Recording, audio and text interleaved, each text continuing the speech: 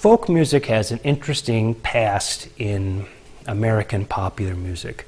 In terms of our discussion, we're going to think about folk music as it emerged in the late 1950s and into the 1960s as a kind of folk revival. Next week, when we talk about the Beatles and the British invasion, we'll also talk about a style, a kind of folk revival they had in the UK, which we never really experienced here, called skiffle. In fact, their folk revival happened a little earlier than our folk revival did. Theirs was already going in 1957 with Lonnie Donegan and the Rock Island Line. Here with us and the Kingston Trio and other folks like that, it isn't until 1958 or 1959 that we really get started. Now, in this country, folk music had certainly been popular before the late 50s when we have the folk revival. But what we want to talk about here is how this folk revival constitutes one of the first splits in this new youth market that we're going to see. Remember that the idea is that during the 55 through 59 period, what was demonstrated was that there was a youth market at all. That is, a market for youth records as opposed to basically just any kind of mainstream pop record. And you shouldn't expect that people like Frank Sinatra and some of the more traditional musicians weren't continuing to sell records while rock and roll was going on. I mean, rock and roll was one part of the market, but it wasn't the entire mainstream pop market. Anyway, that youth market was already a kind of a split away from the mainstream pop market. Now within the youth market, there's a split for the teenage kids, the high school kids, maybe the preteen kids, and the college age kids who used to be fans of Elvis Presley and now had moved on to college and were interested in putting their childish things behind them and impressing everybody with how doggone serious they were. And folk music is in many ways one of the places that those folks went. Now, a lot of other college kids got involved into jazz, and they liked jazz a lot. Jazz, of course, was the music of the beat generation, beat poetry. A lot of people got interested in classical music as well. But folk music was a kind of music that, you could sort of, if you were a man, stroke your beard to and sort of think about the importance of the lyrics and the kinds of things they were saying. It dealt with more serious issues and more sort of serious problems in the world than teenage love and romance and ideal boyfriends and this kind of thing. A kid goes off to college, wants to be taken seriously, starts to read Nietzsche and grows a little beard and smokes a pipe and wears a sweater and all of a sudden wants to be taken seriously. And folk music sort of really fit that pretty well for these kids. There's a real appeal to populism, the idea in folk music that, we're sort of all in this together, we're all equals. There's a real kind of non-commercial emphasis, although it turns out that folk music as a popular style is just as commercial as every other music when it comes to actually selling it. But the image is that it's not commercial. And it's often socially conscious, or even activist in a certain kind of way. Now, the roots of folk go back to the 40s and into the early 1950s.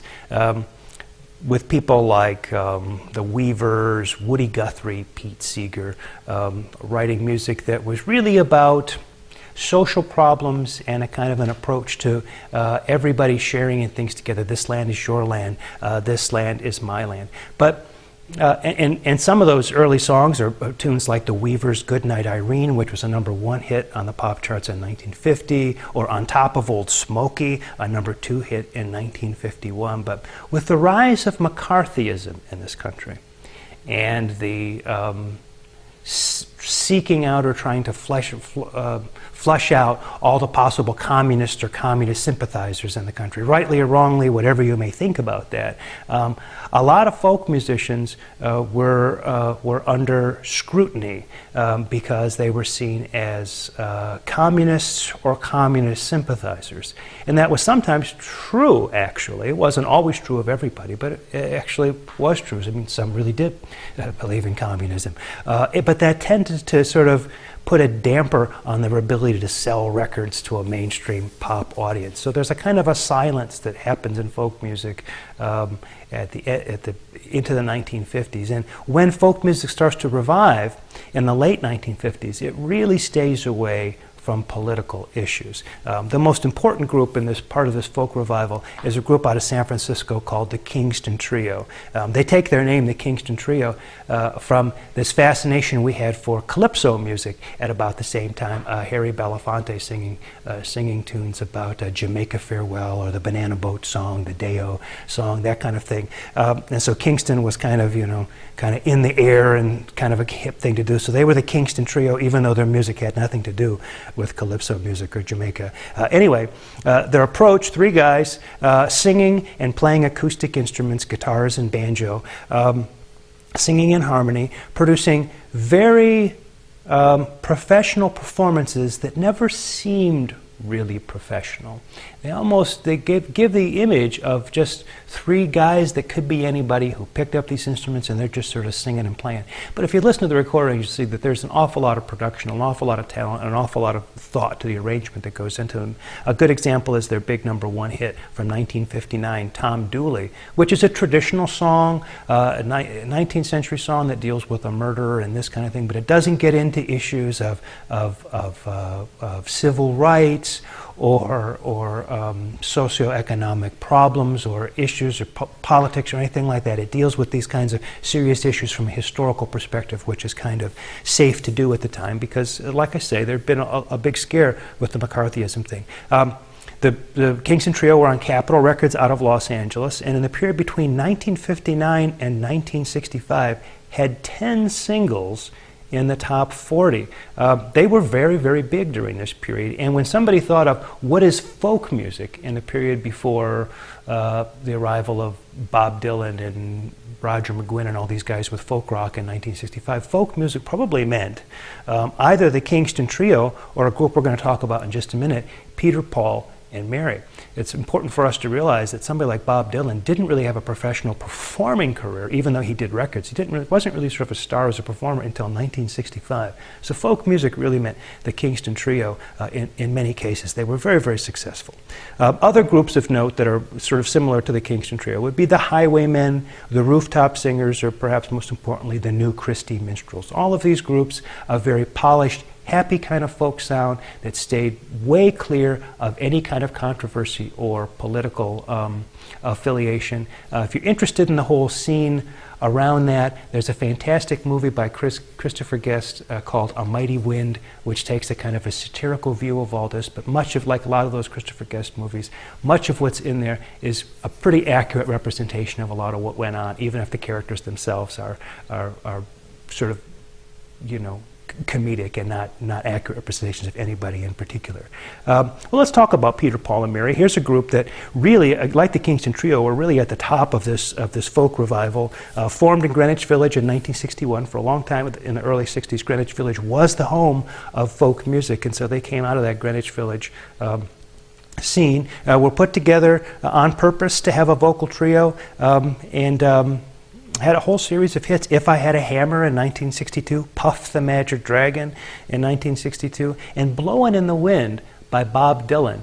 Bob Dylan, of course, nobody would have heard Dylan sing that song. The version they would have known would have been the Peter, Paul, and Mary tune. And of course, Dylan at the very beginning of his career was more a songwriter than a performer.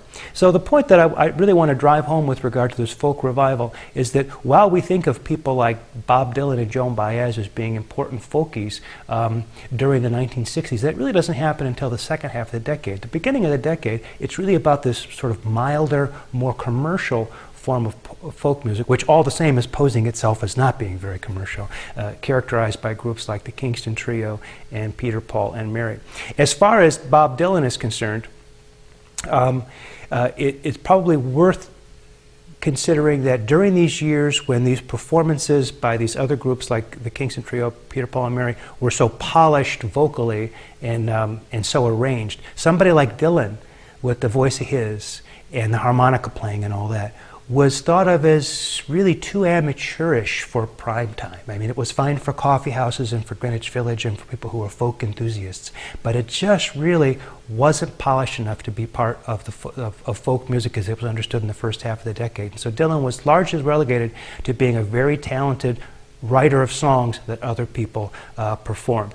Now, as folk begins to unfold into the decade, into 1963, 1964, it's increasingly involved with the civil rights movement. In fact, the famous I Have a Dream speech that was done by Martin Luther King, Peter, Paul and Mary, Dylan, Joan Baez, all those people were there sort of locked, sort of holding arms at the Lincoln Monument when he did that speech. And so this return back to politics starts to make its way into folk music as the 60s unfold. First through the civil rights movement, and then through the protest movement around the Vietnam War. And it isn't long before we get to 1967 and 1968, and folk music is right back to its sort of politically concerned, the politically concerned kind of attitudes that it had back when it got in trouble with the McCarthy folks back in the 1950s. So there's this period of neutrality, and then a sort of slow move back to getting involved with social issues. Well, let's move on now